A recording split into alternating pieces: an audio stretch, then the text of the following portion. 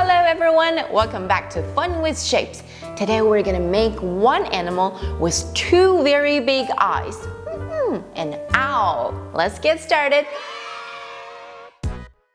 Ta-da! These are everything we'll be needing. Some dark gray ones, light gray ones, and black ones, and the eyes. Let's get started. First we start from the darkest color. Two black semicircles. Okay, so one semicircle, we put it right here as the wing.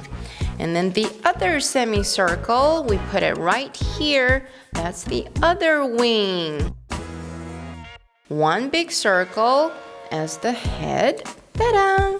And the other big circle as the body. There we go. The ear. Look. Hey, it's so cute. And now we're gonna put two light gray circles there on the face. Small semicircles, as the beak. Okay, whoo, whoo, whoo. Now with this, our little owl can say hello. That's very cute, isn't it? And what are these little semicircles make? They will be feathers on the belly.